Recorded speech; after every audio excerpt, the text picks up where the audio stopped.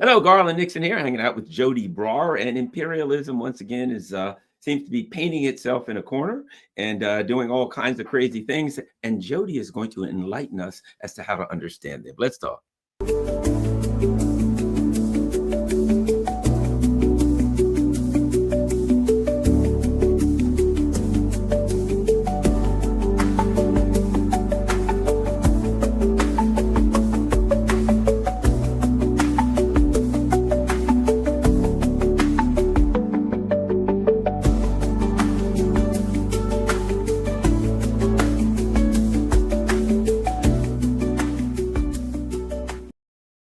Well, Iran, somebody they only changed one letter with the weapons of mass destruction ploy. So now it's Iran has weapons of mass destruction. Just one quick thing: most people forget the U.S. over and MI6 overthrew the government of Iran in 1952, 53.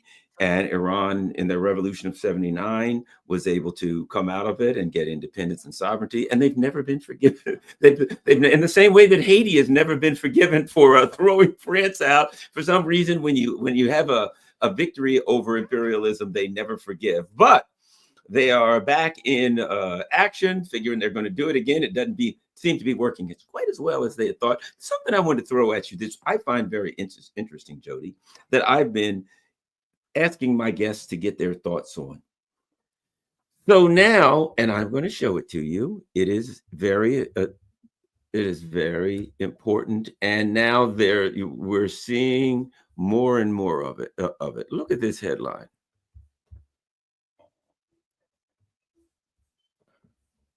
All right, it's moving slow. Israel tells airlines not to let Israeli citizens leave, even once repatriation flights start. So now, interestingly enough, the Israelis are saying to the settlers and people from Brooklyn and New York and the suburbs of London, nah, you can't leave. I was reading today, looking online, that a lot of Israelis who have boats and yachts and stuff, since they're not allowed to, they're like sneaking out. They're like getting all these people climbing on their boats, and they're getting the heck out any way they can because the government will not allow them to leave. Basically, they're cannon fodder. Basically, they're sitting there saying, to me, oh, well, we can get lots of civilians killed, and then we'll say, look what the Iranians did. And I'm thinking, man, anyway, let me throw that at you. Isn't that an interesting phenomenon, Joti? Isn't it, though? And doesn't it remind you a little bit of Down to the Last Ukrainian? This is what it means to be a proxy of imperialism. You are indeed their cannon fodder. You are there to be their weapon against your neighbors, in order that they can have, number one, they don't have to deal with the revolutionary complications that arise at home when they fight the wars directly and their people come back in body bags or just refuse to fight altogether. So they can manipulate narratives that they are somehow in support of an independent actor, a sovereign country that's just defending itself, and it's an ally, and we care about democracy and freedom, so we're just helping on the sidelines because we're nice like that. That's the narrative war is something that I think, Garland, we have to really be aware of how important it is to imperialism. Look back at all the times they've wanted to use nuclear weapons. We're being threatened with American and Israeli nukes right now, aren't we? Everybody should hide and run away and make any kind of deal that Trump demands, because otherwise he might not be able to restrain Netanyahu, and Netanyahu might use nukes. Or if the Iranians keep this up and they do serious damage to Israel, the Americans might feel that all they can do is use nukes. And the inference of all of this is back down now, because otherwise you're going to get nuked. But I think we should look back to all the times in history that the USA wanted to use nuclear weapons. They wanted to use them against the Soviet Union in 1945. They wanted to use them against Korea in 1950. This has been a pattern that they look for opportunities. They would very much like to use nuclear weapons. Obama brought this whole new strategy of making smaller nukes in the hopes that maybe they're more usable, more acceptable to people. But they need a narrative to sell it to people, or they know they can't do it. So there's two things. One is people can, enemies can hit them back. That stops them. But the other one is that the masses of the world won't buy the excuse you use for doing something so criminal and aggressive and genocidal as wiping out whole cities with one bomb. They had a narrative that justified doing it in Japan. It was a lie when they dropped the bombs on Japan, that they needed to do that it brought the war to a close. It was all nonsense. It didn't. But they had a narrative that was repeated and was accepted by masses of people around the world for quite a long time. And a lot of people still today buy that narrative, right? But the narrative is really important for imperialism, to present itself as justified, even though it is the one that's constantly threatening peace, wiping people out, and inflicting all this damage, degradation, and destruction on the globe. They need enough people to believe that it's somehow about democracy and defense and not aggression. Because, of course, after World War II, one of the principles established at Nuremberg is, what did they say? Do you remember the highest crime against humanity? Crime of aggression, war of aggression. Aggressive war. A war of aggression is the highest crime against humanity, universally recognized by governments across the world. So the imperialists are always waging wars of aggression. But it's very important they sell them to their own people and people abroad, as many people as possible, with their massive media means, as wars of defense. And they have to do that because if it's clear that you launched a war of aggression, people all around the world are justified in saying, you're a criminal regime. And they actually can't have that, even though they are. They can't have the masses of the people and the masses of the government say to them criminal aggression. So they have to have narrative dominance, and they have to have a narrative that people are buying. And one of the things that stops people buying narratives is when reality keeps punching holes through those narratives. And sometimes the narrative is just too crazy to be bought. And actually, it's in reality, the thing that's going to stop the Americans using, and we say the Israelis, but the Israelis only will do what the Americans let them, right? Anglo-American imperialism is in charge. This is an imperialist aggression against Iran. It was totally unprovoked, but and unjustified.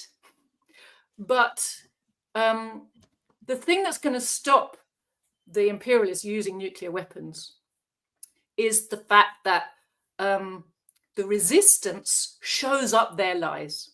That includes the military resistance, the way they conduct themselves, the things that they do, the fact that they stand up for themselves in a principled way consistently over time, and the fact that Israel starts to fall apart. The more that Israel falls apart, the more that the people who stand behind Israel will get into panic. They'll be fighting with each other. When they fight with each other, they will start, there'll be spats between them in the press. And then we'll start to see bits of information coming out from people who know things. And all of these things help to punch holes through their narratives.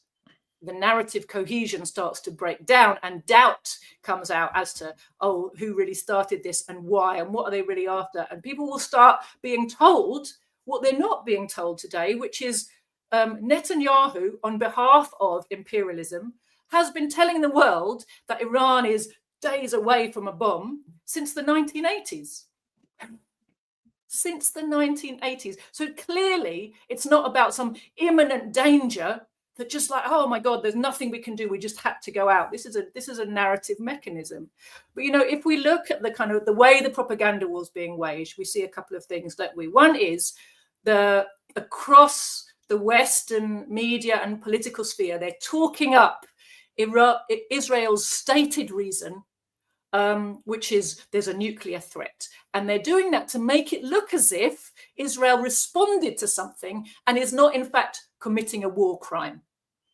They're talking up US and Israeli military capabilities and their craziness in the hopes they can get Iran panicked and demoralized to back down before the Western military arsenals start to run out and the weaknesses of their position become too obviously exposed. We see this again and again with the way the Americans wage war. They make a lot of noise. And Trump is the perfect frontman, actually, for an American war, because he does this like, oh, we're crazy. We can wipe you out. Be careful. Be careful. We're going to, yeah, if you don't stop now, you're going to be decimated. The truth is they can't do what they say they can do, but they want to shake people's confidence enough that the mass of the people in Iran go, no, we don't want to take this on. We don't want to keep this up. They did the same thing with Russia. We do understand what we can do to you. You better back down. You know, both of these kind of ways of waging the propaganda war are aimed at bringing about division, doubt, confusion amongst the Iranian people themselves, so they don't back the government, they don't wholeheartedly support the war. Also amongst supporters of Iran around the world, whether that's governments or just masses of people who oppose imperialism and recognize the justice of Iran's side in the war, right? So, and I think another aspect, if we look at the propaganda war, we see that Gaza has just disappeared, hasn't it? I mean, literally today, I think it was today, there's been another attack on starving people lining up for aid in Khan Yunis. At least 200 people injured, many of them severely, at least 60 people dead, more people under rubble. So that count is going to rise. I've seen pictures of the hospital. Obviously, they've got no beds, no equipment. There's blood all over the floor. People lying, waiting to be treated on the floor because there's no beds to put them in. This is ongoing. Just last week, we had media and politicians lining up to wash their hands of any connection with Netanyahu and pretend it was just him and his rabid loonies who are responsible for genocide and not us. Of course, we don't like that sort of thing. It's not very nice, is it? Because they got their eyes to a future sort of war crimes tribunal and trying to pretend it was all nothing to do with them, although they facilitated the whole thing and it couldn't have happened without them, right? But they're all lining up to pretend it's not them. That was just a few days ago, right? That's what our papers were saying. Now, Gaza disappeared. Netanyahu and his regime's criminality disappeared. The criminality of all those connected disappeared.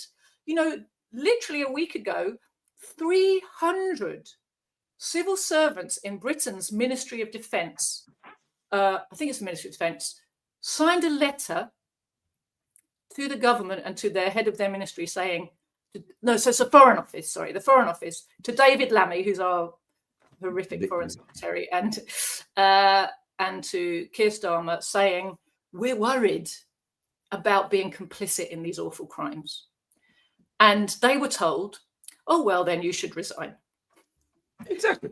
Literally, just, well, if you feel that way, what you can do is resign. But obviously, we're not going to do anything there. And if you stay, then that's on you. That's on you. Look, there'll be plenty more. There'll be plenty more crimes where that came from. That's what they're really saying. You think that bothers? We got lots more horrific crimes that we got instead. We've got to do in the future. And if you don't have the stomach for it, this probably isn't the job for you. That's like a mafia hitman saying to the boss, you know, all of this kidnapping people, shooting them and putting them in trunks and burning them. I don't have the stomach for that anymore. They're just going to get another hitman. Exactly.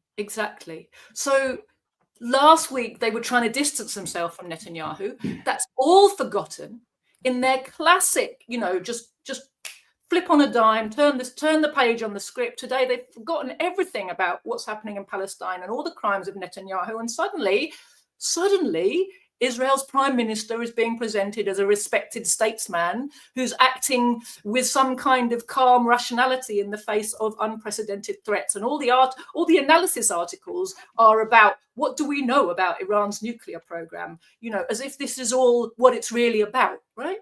And of course, the biggest propaganda lie is that this was all Israel's idea, and that the Zionist state is an independent actor and not a tool of imperialist control and domination. And that's never brought up at all. You know, there's discussions about, will Netanyahu succeed in persuading Donald Trump, right, to come into this war? And then we have to look at what Donald Trump says or doesn't say. And it's if I may add something, if I may add something, the Bernie Sanders types of the world, right? You know, the so-called the fake left, the puppets. Bernie Sanders, you guess what he's saying? Netanyahu's doing this. We must stop Netanyahu. Netanyahu's doing crazy things. He narrows it down. It's not imperialism. It's not a system. It's not systemic. It's nothing like that. It is an individual. And Bernie will not call it a genocide. All he'll say is we must stop Netanyahu. As if all you gotta do is get Netanyahu out of the way, knowing that Netanyahu wouldn't even be in power if it wasn't for we keep him in power. But Netanyahu has to be stopped. And he doesn't say, we're the ones giving him the weapons, giving him the money, propping up everything, blah, blah, blah. He doesn't bring up at the exact same time that we were planning this devious inside deed in Iran. We were doing the exact same thing in Russia at the exact same time, using the exact same tactics. Now, Bernie doesn't see that. It's just Netanyahu is doing bad things. Anyway. Sorry, your impression of me off is really good. Unacceptable. That's what Bernie always says. This is unacceptable. Unacceptable, yeah, right. And how does he show that it's unacceptable? He just says the word unacceptable. He has actual ability to mobilize people to make something genuinely not be accepted by the masses. Is he using that? No. You just stand there and go, oh, it's unacceptable. Oh, okay. Well, your hands are clean then, Bernie. Right. I said it was unacceptable. There we go. Hey, I've done my part here. I can go home now and wait until the midterms and remind everybody that they have to vote for the same people. In the midterms, this is the game. It's unacceptable, blah, blah, blah. Then the next election comes. Bernie's job is to say, we got to vote for the Democrats because the Republicans are worse. That's all you're ever going to get from his ilk. And even if the person fronting up the Democrats on that particular occasion has a personal record of deep involvement in all these war crimes, like Hillary Clinton and Joe Biden both did have at the time they were up for election, right?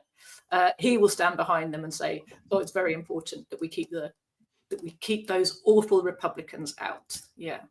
So then we have to ask ourselves, right, that why is Iran really being attacked? If all of that is just narrative construction, what's actually happening here?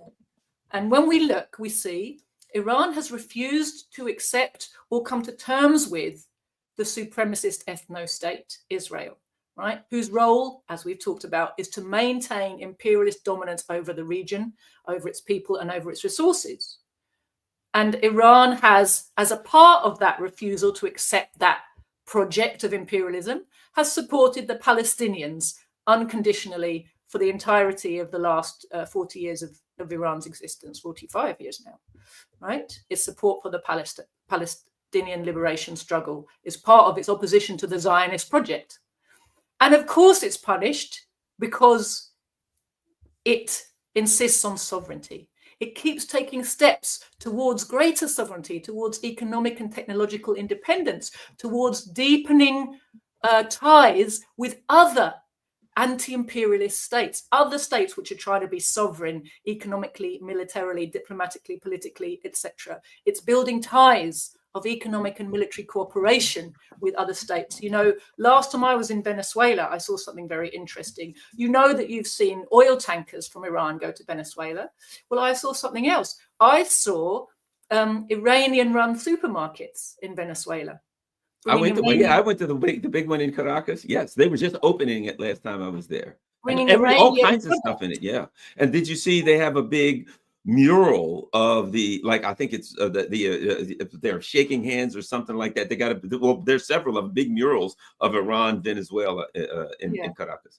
And that's just one example. You know, if you look around the world at the most important anti-imperialist states, you will find they all have a good and deepening relationship with Iran and real meaningful cooperation aimed at helping the people of both countries so they don't endlessly suffer from the punishments that the imperialists try to put onto the populations. They try to punish whole countries for having the nerve to choose governments of independence and sovereignty. And it doesn't matter whether they're communist, socialist, capitalist, religious, atheist, like none of that matters. What matters is sovereignty and independence from imperialism, and they will not abide that. They try to starve whole populations. That is their number one tactic for bringing down a sovereign state, is to try to starve its whole people. That's the imperialists. That's these lovers of freedom and democracy. That's what they try to do. So Iran is part of a group of countries who try to help each other out so their people don't suffer starvation and terrible deprivation as a result of choosing sovereignty.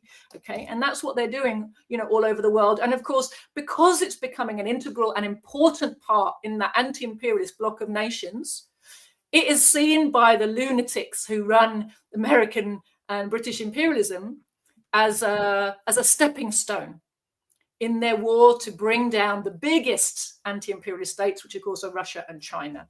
And all of that is their plan for reasserting Anglo-American hegemony and for bringing back profitability to a system that's in a massive economic crisis, right? They don't want hegemony just like, because they're power-hungry lunatics, although they are. It's about economics fundamentally. They need hegemony to be able to keep rinsing profit, getting wealth, sucking wealth out of the labor of the entire world. To maintain the position where they're able to do that, they must have dominance. Dominance requires military and economic supremacy over everybody. And as soon as people start getting free, other people follow, and then the whole thing falls down, and the whole profit-taking, machinery that sucks the world's wealth into the pockets of a tiny number of, trillionaires stops working. Right? Capitalism's on very thin ice right now, and they are desperate to bring back profitability to a system that is really crumbling in every respect. So, and they're definitely, I think when you look at the timing of this attack on Iran, you can see two things. Number one, the desperation, because their wars are failing. They're failing in Ukraine. They're failing against the Palestinian and wider Middle Eastern resistance. They didn't destroy Hezbollah. They haven't destroyed Hamas or any other Palestinian resistance faction, despite every bit of destruction, every crime they've committed. They've got social and economic meltdown threatening them in Israel, as in Ukraine, which they keep going just by endlessly funneling resources at them. But there is a limit, to what they can do that way. So there's this kind of desperation. But I think they've also, they've been emboldened by the fall of Syria, because Syria was always seen as a stepping stone to Iran, just like Iran's seen as a stepping stone to, Russia and China. That's always been the mindset. And there's no doubt a hope that this means that because of losing a key regional ally, that leaves Iran more exposed and less able to defend itself. So, you look at the timing, you see, you talked about this misusing of negotiations to lull the Iranians into a sense that, they've known for years they're in the crosshairs and that war is probably coming. And they've been preparing for war consistently, but they also try not to accelerate when the war comes. They try to give themselves as much time as possible, because time is their friend and time is not the imperialist friend. The more time goes by, the more of a crisis the imperialists are in, the weaker Israel becomes, the stronger Iran becomes, just as with Russia. The more time goes by, the stronger the Russian hand becomes and the weaker that NATO becomes. So they have to use this strategic patience. They have to use every bit of time that's given to them to be developing their own preparedness for a war that they know is probably inescapable, but to do everything they can to prolong the period of preparation. And it makes me think very much of Operation Barbarossa, of the Soviet Nazi pact in 1939, non-aggression pact. That, when the Soviets signed that, lots of people said, "Oh my God, they've sold out," right? The Soviets knew damn well they were going to be attacked at some point, but they needed it to be in better conditions. And they arranged it so there were better conditions. On the one hand, they arranged it so they weren't being attacked by all the imperialists at once, there was a genuine fear that was going to happen. And they also arranged it that they had 2 more years to prepare. And they did use that time to prepare. Then when Operation Barbarossa came, they didn't know the exact day they were going to get attacked. And of course, despite the fact that, in fact, Soviets put up huge resistance, they didn't just roll in. There was huge resistance, huge sacrifices, fierce fighting. But the onslaught and the suddenness of the attack enabled, a big swathe of territory to be captured and occupied by the Nazis. And yet, all of that did not change the fact that the Soviet Union had managed to tip the balance of forces in its favor. And throughout the war, it then worked to tip them further still. And its whole people were galvanized for that. But they had been preparing and they were prepared. Now, I'm not saying Iran is the Soviet Union, but I think there's a definite parallel in terms of understanding that just because they were taken off guard doesn't mean they didn't think they would get attacked.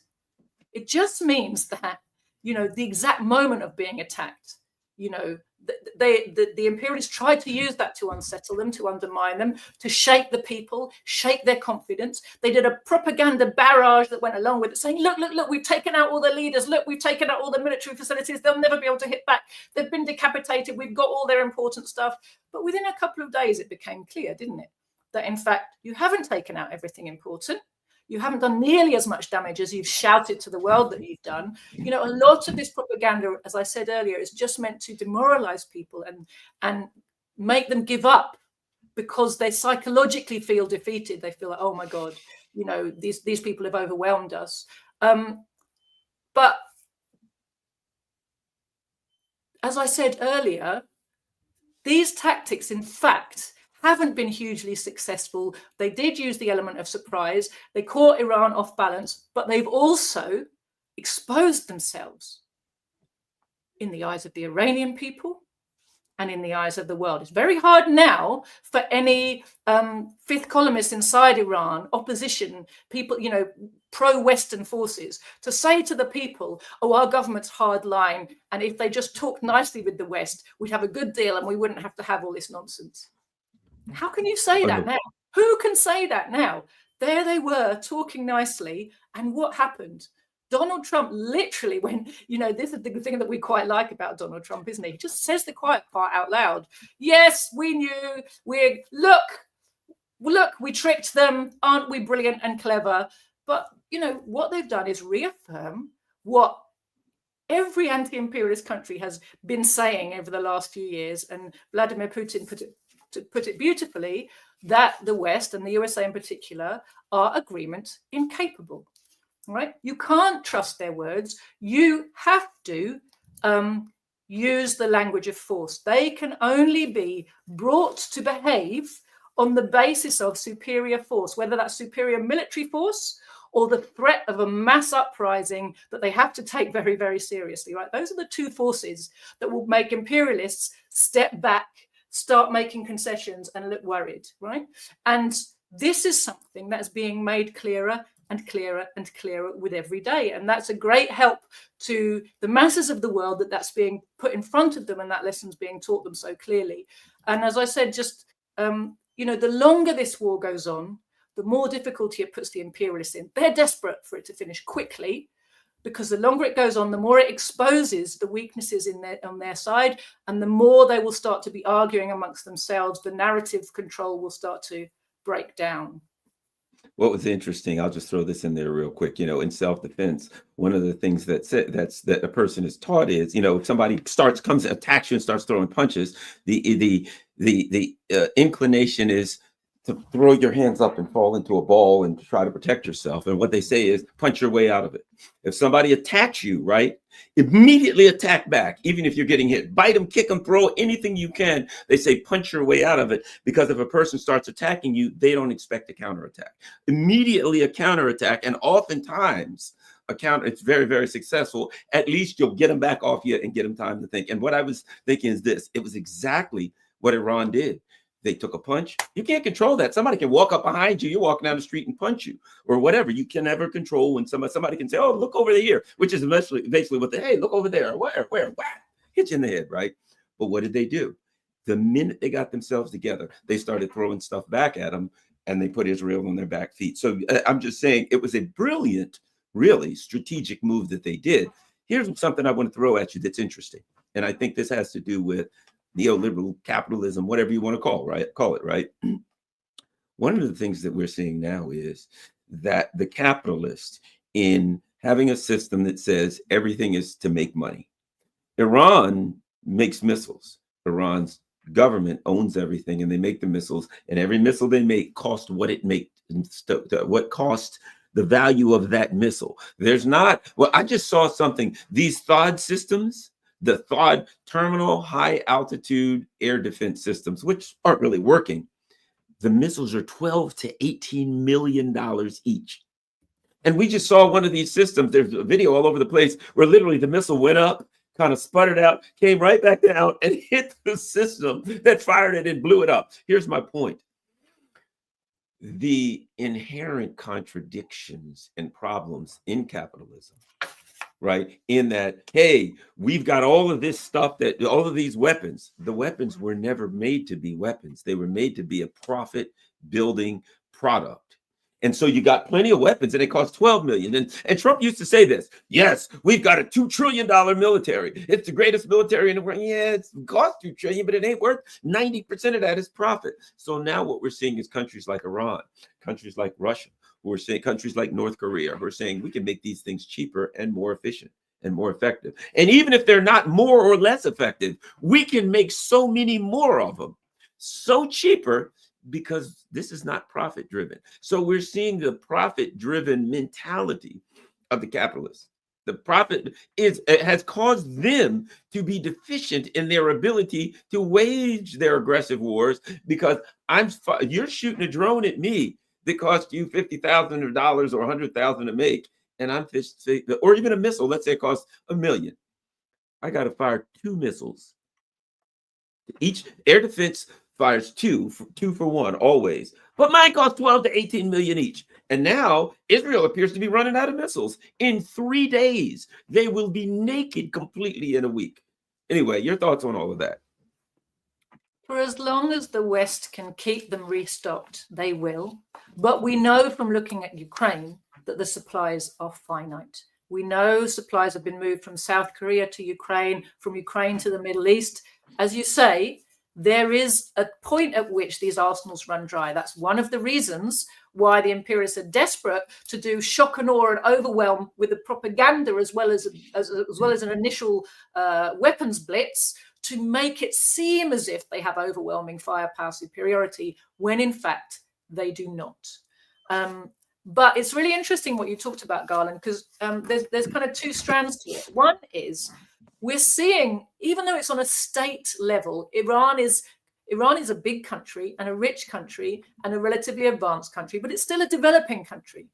It's developing fast and to a high level, but it's still a developing country. So on the world scale, when you think it's up against the entire imperialist bloc, which is in fact what it's against, it is small. This is asymmetric warfare from the point of view of Iran, because they're a small state, developing state, relatively poor, up against the riches of the entire imperialist world and everything they can throw at it militarily and economically, which they funnel through Israel. But Israel is their funnel for all those things. It's not Israel that Iran is fighting. Israel is a funnel, just like the Banderites in Ukraine are a funnel for the entirety of NATO against Russia, right? So from the Iranian perspective, it makes me think very much of the writings of Chairman Mao on guerrilla warfare. So he was the originator of a lot of brilliant military thought about asymmetric warfare and how you maximize your abilities against a superior force as a guerrilla army. But asymmetric, and I know you like to show us General Giap as well from the Vietnamese War, right? Yeah. People's War, People's Army. Just to recommend people to buy that and read it, and it'll help you to understand. It's a great read. So this is asymmetric warfare, actually, and that economic weakness of the imperialist model of waging war, you have highlighted very well for us, Garland. The resistance countries, all of them who are able, and they've been helping one another to become more able, which is very good.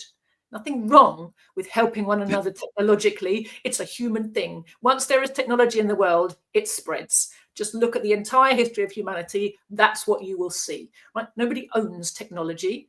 And, it's not like cheating to get help to improve your technology. If you look at the whole history, for example, sorry, I'm going off on one now, but I'm just going to do that. For the whole history of the industrial development of Europe and America, it's a history of all developments being nicked by others as soon as somebody had done them. So, you know, the British happened to be the first to do a bunch of industrial developments. They were the first to have an industrial revolution of the modern type. Immediately, the French, the Germans, and then the Americans were sending spies to copy designs of machines and take them back home and do it. You know, most of America's development, the US, the great US of A, when it developed as a capitalist economy, most of its industrial development was from stolen technology, which America now complains about whenever anybody else gets high technology. They say, they stole it from us. And from foreign investment funds, capital. Capital came from Europe, and so did all of the secret plans for how you make these machines and all the rest of it, you know. And then America got the bit between its teeth and started developing on from there. But, you know, this is how technology spreads. I just wanted to put that out there because it's very boring. You know, you say, you know, oh, the Yemenis have developed a missile. They didn't do that. They stole it. It's like, well, maybe they had some help in learning how you do these things, and then they got on with it because that's what people do. Right? So their engineers were trained in Russia and China. Yeah, absolutely. You know, but technology spreads, and that's just a fact. Exactly. Yeah. It's nothing to be shocked about or outraged about. It's a reality. It's a weird capitalist thing to try to own developments, which actually, you know, even the latest little tweak that somebody does is resting on developments that go back sometimes, you know, the whole history of humanity, in fact. But you know, hundreds and thousands of years worth of accumulated technological know-how from countless numbers of human beings. Nobody invents anything out of a clear blue sky. Anyway, coming back to what we were talking about. So we're looking at asymmetric warfare, and this weakness that the resistance axis has pinpointed. On the one hand, as you said, they are producing munitions for defense. They might also sell them to other countries who want to defend themselves, but they're producing for defense primarily. And because that's the model, number one, they're not trying to make a profit out of it, as you said. So it costs the cost of labor and the cost of materials, not plus the cost of consultants and, you know, and salesmen and marketeers and profiteers and, you know, stock market plus. None of those people, the profiteers, the parasites, have to be paid. So it's much cheaper to produce. But also, as you say, it's a 2-for-1. And they have specifically been designed to reply to Western threats. So they look for how the West works when they're designing what they do, right?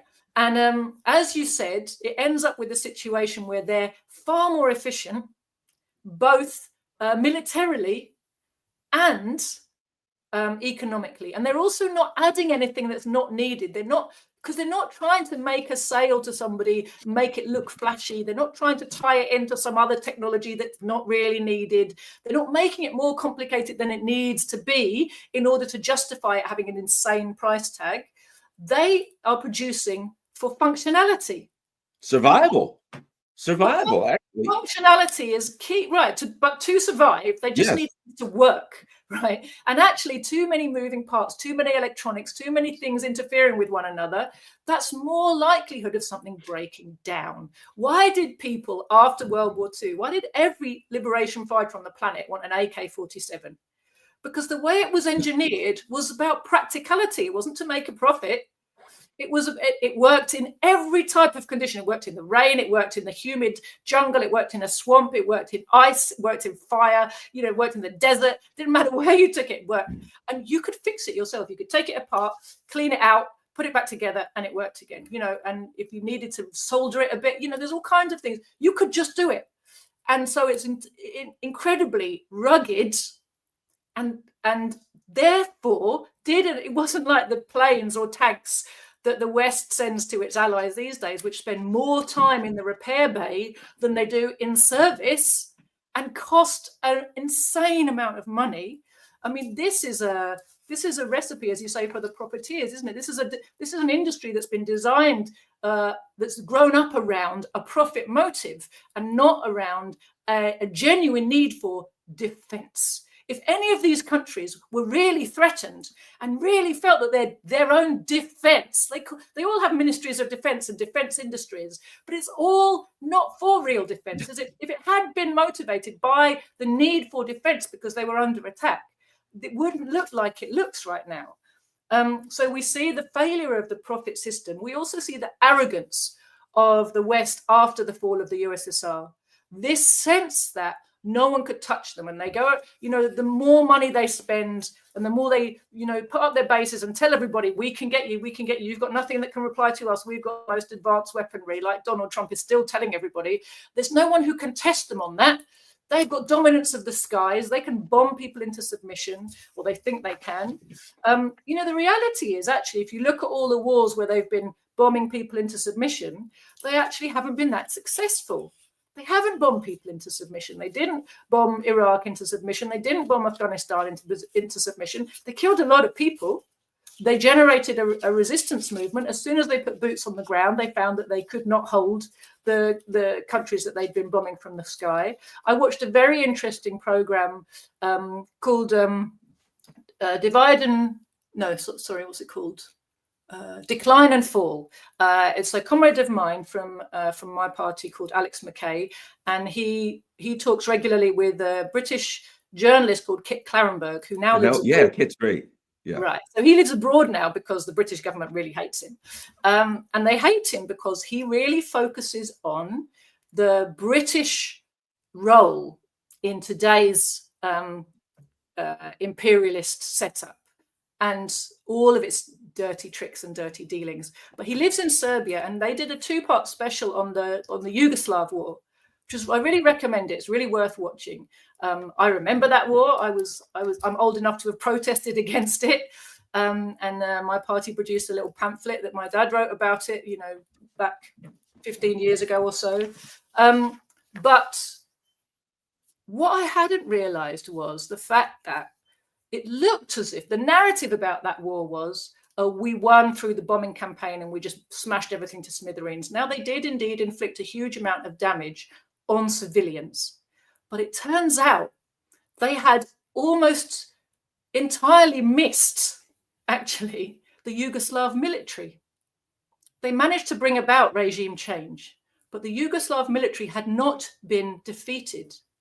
And there was a real worry at certain points that they were going to lose the war, that if they were getting ready to send in a ground force, and there was a real worry that, actually a ground force wasn't going to have any success. And this bombing campaign didn't do what it was flagged up as having done. It just targeted lots and lots of civilians and civilian infrastructure. We know, of course, it poisoned everything because they used depleted uranium, all of that.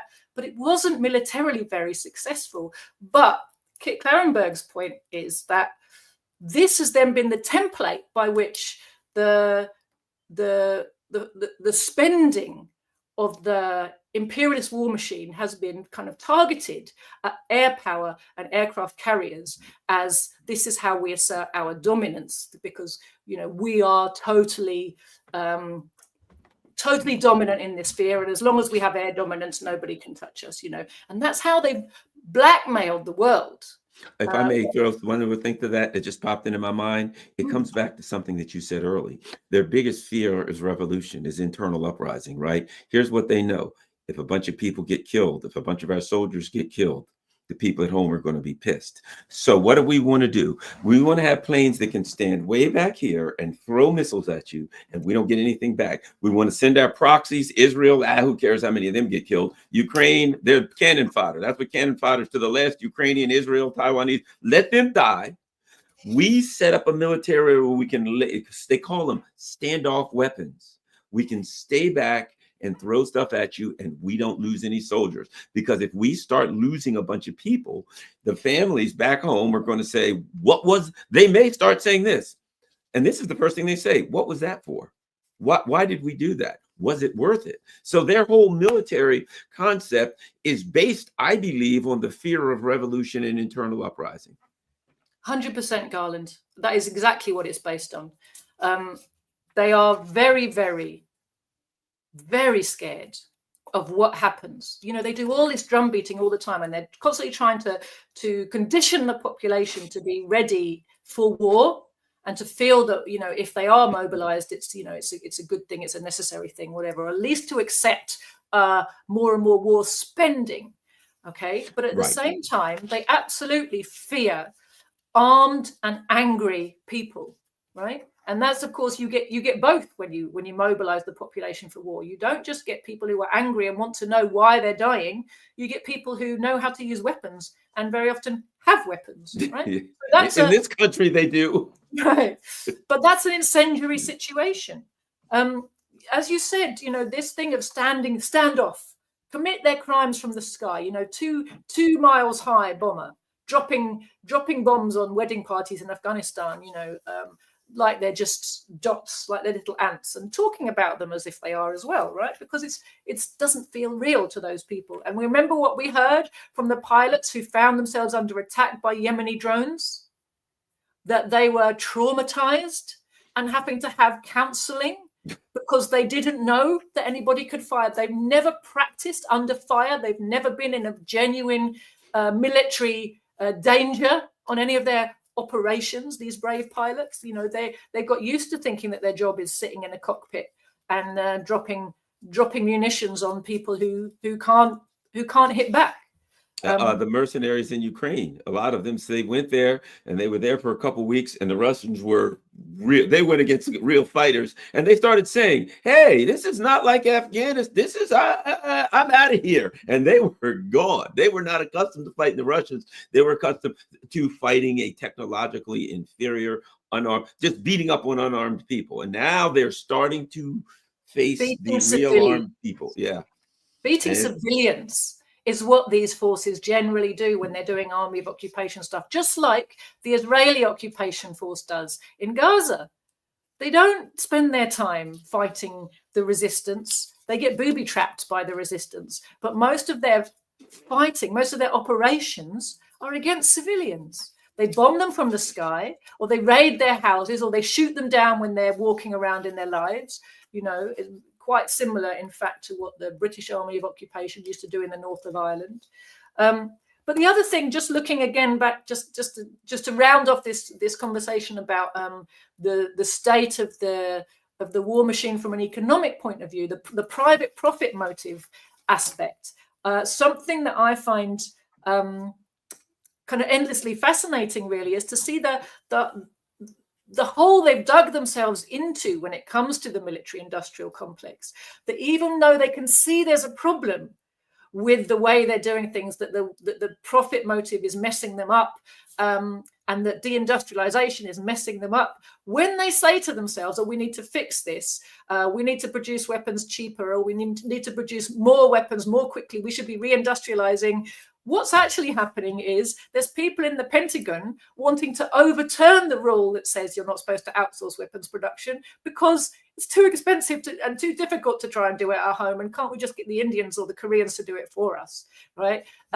So, their system is riven with contradictions. And the more time that goes by through these wars, which are exposing all of the weaknesses of the system, the more those contradictions are coming to light and are also becoming deeper, which is obviously, a positive thing for those of us who don't want the imperialists to keep winning and drowning the world in blood. Well, I'll say this: if they go into this thing in Iran, which right now it seems like they will, but who knows? We have no idea what the imperialists will do on a given day. They'll get there, that uprising here that they fear. I'm telling you, I've been in this country for a lot of years.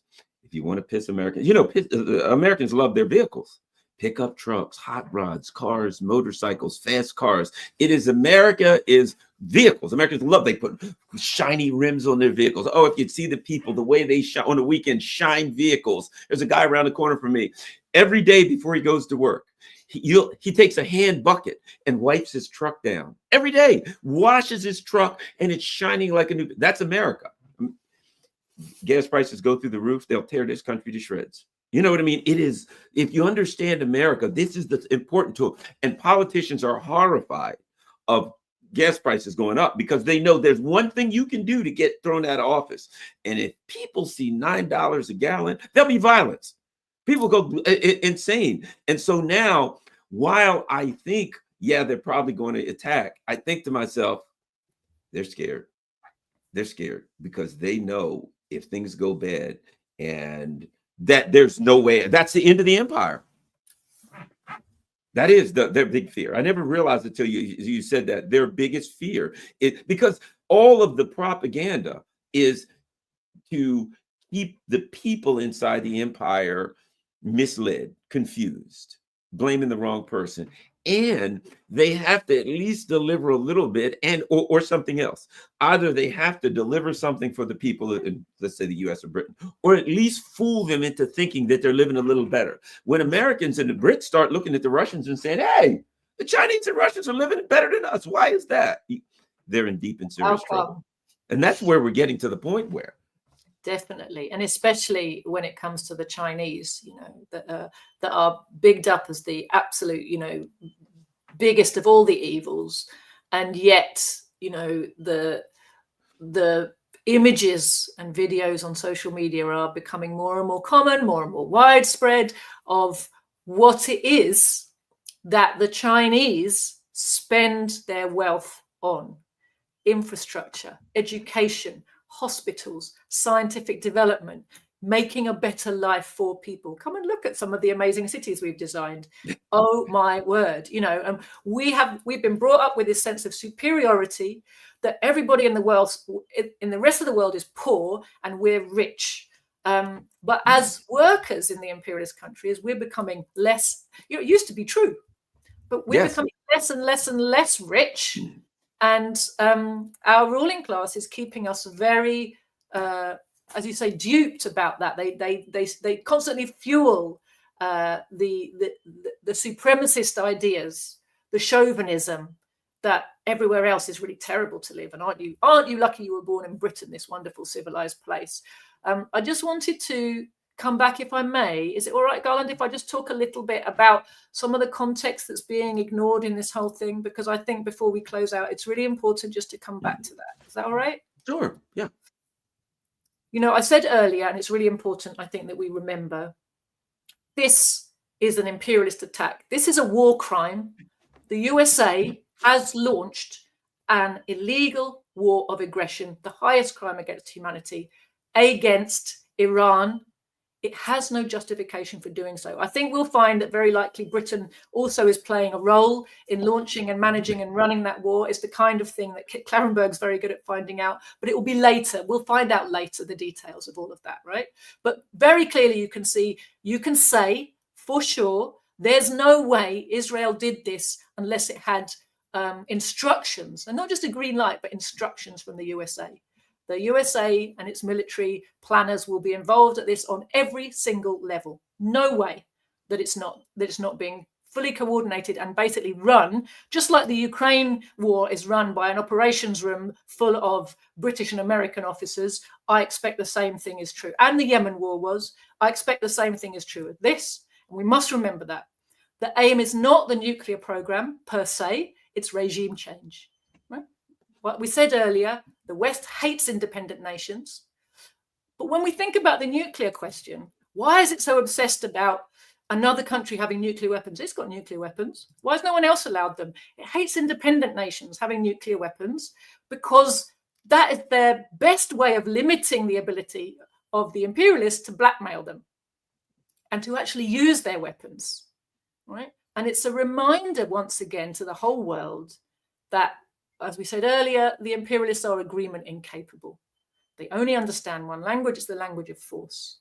But we have to come back to something really important. Amidst all of this debating backwards and forwards about whether or not, you know, it's like the imperialists are like, they've got a nuclear bomb, they've nearly got a nuclear bomb. And then the defenders of Iran go, no, they haven't. But what gets lost in all of that is Iran has the right to a nuclear program. Nobody can say that they don't. You know, Iran did sign the JCPOA, I can't remember what it stands for now, but the, you know, joint agreement. Joint comprehensive plan of something or other, yeah. Plan of agreement, I think. Plan of action or something. What? Yeah, you got, yeah, basically. It doesn't really, it's a bit of a meaningless title, but they signed a treaty to try to find a peaceful way to cohabit with the West under difficult circumstances. That's their right to do that. they also signed the Nuclear Non-Proliferation Treaty in the belief that the aim of that treaty was to limit the number of nuclear weapons on the planet and to limit and to bring down the likelihood of nuclear war on the planet. Right? But the truth is that the Non-Proliferation Treaty is used to disarm nations in preparation for attacking them, or to keep them too weak to even consider trying to stand up for themselves. Right? So Iran had the right to sign those treaties, but it also has the right to walk away from them if it finds that they're actually not being adhered to by the other side. Right? That's what Iran has done with the JCPOA. It stuck to its side of that deal for a year after the Americans walked away. Now everybody's screaming how outrageous it is that they don't stick to the terms of the last deal. But they weren't the ones who broke that deal. They, anyway, just like the Americans, had the right to say, we've changed our mind, this is not working out, right? That is their right. And when it comes to the Non-Proliferation Treaty, I think the DPRK is the best example of, a state that tried to come to terms with the West as, taking them at their word as honest brokers. It, round after round of negotiation, and saw what everybody sees in the end, that they're agreement incapable, that they're just trying to weaken you so they can destroy you. And the DPRK said, enough of this, enough, forget your treaty, we're not signing up to it. What we need is nuclear weapons so that you won't attack us. And in fact, it turned out that they were 100% right. I can't remember who it was. I always get it wrong. Was it Hillary Clinton who said, we attacked Iraq because they didn't have nukes. We attacked Libya because they didn't have nukes. We didn't attack DPRK because they do, right? So 100% right that in order to protect their people, getting a nuclear deterrent was in their best interest, right? And they have the right to do it. This ridiculous, it's a very chauvinist idea, isn't it? The West goes, no, it's up to us what you guys do. And then they put a little United Nations flag or frill around that. But, what we've seen again and again and again is that the United Nations is a tool of imperialism. You only have to look at the way the IAEA is behaving in Iran. The fact that this is the International Atomic Energy, something. International Atomic Energy Agency, yes.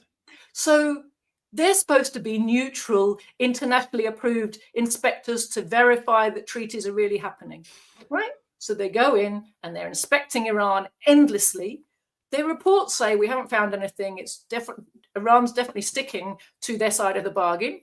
But what are they actually really doing in there? What they're really doing is intelligence gathering. And a whole load of Iranian scientists have been assassinated based on information that IAEA inspectors gave to the intelligence agencies of the West, including Israel. So who is it who still thinks that any sovereign country should abide by and allow these people, abide by the rulings of these institutions and allow them to send their people into your country to try to destroy you, right? To assassinate your scientists? Why should Iran not be allowed, number one, nuclear energy for whatever purposes it wants it for? Nuclear technology has many applications, including medical applications, which Iran is trying to develop because it wants to be a sovereign country that can take care of its own people, have its own access to technology that the West can't cut it off from. Because as soon as you're dependent on the West for anything, be it food or technology, transport, energy, they will use that to blackmail you by trying to starve your people and make their lives miserable. So any government worth its salt in the world will be looking to be sovereign on all important fronts: technology, energy, military, food, all of those. You've got to have your own sovereignty in order to be able to look after your people. That's all the Iranian government is trying to do. The West doesn't want Iran to have any nuclear technology, because it doesn't want the country to free itself from imperialist domination. It doesn't want the country to be able to resist the blackmail we've been talking about. If Iran did decide to change its nuclear doctrine, we don't know that it has or it will, but if it did, that's its right. It's not a justification for anyone to launch a war against it. No justification whatsoever, not in international law, not in humanitarian law, not by any way of looking at the matter. Is that a justification for somebody to launch a war? The fact that the West endlessly reproduces Israel's justifications as if they have a basis either in law or in morality is insane. Israel's position is totally laughable. It's only taken seriously because all the Western media and politicians are parroting these talking points as if they've got some underlying basis and real value when they don't. And we just have to come back to this again and again. So what if Iran has a nuclear weapon? Have they launched it at anybody? Have they attacked anybody? Are they trying to attack anybody? Did they ever attack anybody? What are you talking about? It's Israel that endlessly attacks all its neighbors. It's the USA that endlessly wages war around the world. It's Britain that endlessly launches dirty operations and spying on everybody. Why are these people telling the world that Iran is a threat? And when are we going to learn that when they do this kind of propaganda against somebody, it always comes back to the fact that it's a country that's trying to stand up for itself, and they don't like that. Yeah, you're right. Well, they've bitten off a bit. Well, what's interesting is that I'll just, end by saying this. You can comment if you want to or not. The desperation of imperialism is blatant in that they went after Russia and they're like, okay, we're going to get Russia. We're going to get Russia. And they had a boneheaded plan and they used a bunch of Nazis. And needless to say, it's never a good idea to go to war with Russia. You're probably going to lose that one. You're going to lose that one. So, and their brilliant plan, shall we say, went awry, and it's going bad. And they can't. And they're trying to scramble out of it. Oh, can we get a deal with the Russians so they can just hold off a while, then we can come back and fight them later? And the Russians are like, yeah, no, really, that's not going to happen. Okay, well, darn, we've got this cataclysmic, catastrophic loss on the horizon. What do you think we should do? I got an idea. Let's go set ourselves up for another catastrophic loss. To me, it shows the desperation. Like, we've got to do something. It's like somebody who's so trapped into a corner, like, we got to do something, even if it's stupid and wrong. What else are we going to do? That didn't work. Try this. It's just, you're looking at it and you're like, this is not rational, which means it's a product of desperation. And when I say to myself, what are they so desperate about? And I realize, oh, wait a minute, they're staring at economic collapse. 100%, Garland. That is what they're staring at. That is why they're desperate. They are desperate to save their system, which is failing. The problem is that this failing system is like a wounded beast. It lashes out in its fear and its anger and its desperation, and it has a lot of claws. Chairman Mao, again, he had a really nice thing. He talked about imperialism being a paper tiger, that it's kind of hollow in the middle and it's not as strong as it looks, and particularly because the masses are not on its side, right? Even its own masses don't really sympathize with it. They're not really on side for a lot of things. They might be kept quiet in various ways, but they don't really agree. They don't really have sympathy with the ruling class and its aims and its militarism. But a wounded beast is a dangerous beast. And Chairman Mao kind of said, you've got to defang it one bit at a time, systematically. Don't think you can just take it head on, because it's very big, it's very powerful. Powerful because, look at the British ruling class. It is sitting on wealth funds that it has been accumulating and sucking out of the world for 500 years. And every year that pile of wealth gets bigger with a smaller number of people sitting on top of it. And the ability to do damage around the world with that kind of money is huge. And that is why we have to come back to an understanding, that our job in the imperialist countries is a really important one. We can see, we see what our ruling class is up to. We also see the balance of forces is shifting, and that the anti-imperialist camp is coming together and growing stronger and hitting real blows back against our common enemy, which is the imperialist ruling class. But we can't sit on the side and assume that they're going to do all the work for us. Because they sit here on this massive pile of wealth, they will keep being able to make mischief, the imperialists, while we don't do anything about them. If we just leave them to sit there and hope that Russia and China and Iran and the DPRK and Venezuela and Cuba will do the job for us, it's not going to work out that way. We have to be fighting as well. We have to be building the axis of resistance where we are. We have to be stopping the war machine at our end. We have to be dispossessing these bandits of their ill-gotten gains and taking apart their stores of finance capital so they can't keep throwing them around the world to make mischief. And when I say make mischief, I mean drown whole countries and regions in blood in order to try to maintain their ability to dominate and extract profit. You know, it's a fantastic thing to see countries around the world standing up for themselves and striking real blows at imperialism. And they really are doing that. And by doing that, they're making our job easier. They're making our job easier. They're helping us by weakening our ruling class for us. Thank you. But they can't fight it at home for us. We have to do that. That's our part of that job. You know, you talked about the imperialist answer to losing a war is to start another war, you know, and that is true. And in doing that, they are weakening themselves and allowing opportunities for our allies, our brothers and sisters abroad, the oppressed nations, the sovereign nations, standing against imperialism to inflict blows all over the machine. And that's brilliant that that's happening, actually. But we have to inflict the fatal blow at home. We have to recognize that's our job. We've got to mobilize the army here at home. We've got to build our wing of the axis of resistance and not look at all of this like it's out of our control, because it isn't. You talked there, Garland, about the thing the imperialists really fear. It's the uprising at home, because that is the thing that actually cuts off the head of the snake, right? Move on from the tiger. That's the killing blow, is the one that's at home. That's the one they're desperate to avoid. That's the one that we've got to be working on.